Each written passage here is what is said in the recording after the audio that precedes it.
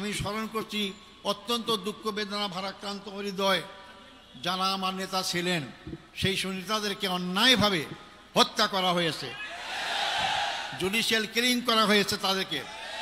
আমাদের শ্রদ্ধেয় নেতা বাংলাদেশ জামাত ইসলামীর আমির শহীদ মৌলানা মতিউর রহমান নিজামী, আমাদের শ্রদ্ধেয় নেতা জনাব শহীদ আলী হাসান মোহাম্মদ মুজাহিদ, আমাদের শ্রদ্ধেয় নেতা জনাব মোহাম্মদ কামারুজ্জামান, আমাদের শ্রদ্ধেয় নেতা জনাব মোহাম্মদ আব্দুল কাদের মোল্লা, আমাদের শ্রদ্ধেয় নেতা জনাব মোহাম্মদ আব্দুল কাদের মোল্লা।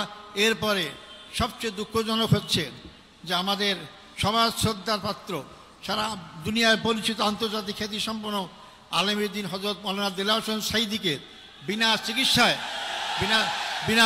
হত্যাকাণ্ডের ষড়যন্ত্র হত্যা করা হয়েছে। আমি এটাকে সবাইকে স্মরণ করছি। সাথে সাথে আমি স্মরণ করতে চাই আমাদের শ্রদ্ধেয় নেতা মীর কাসেম আলী সাহেবকে।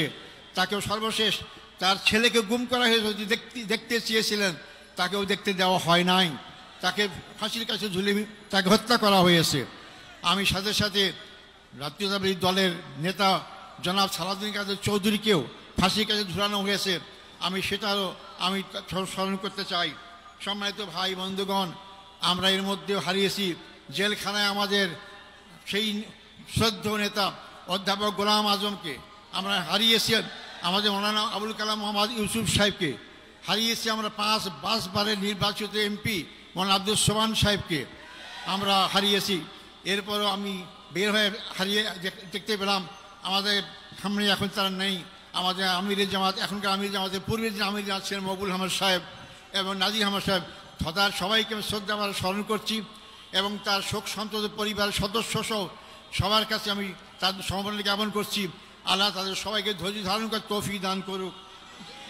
সম্মানিত ভাই ও বন্ধুগণ, আমি এই প্রসঙ্গে বলতে চাই, এই হত্যাকাণ্ডের সঙ্গে যারাই যে পর্যায়ে জড়িত সবাইকে আইনের আওতায় এসে তাদের বিচার করা হোক।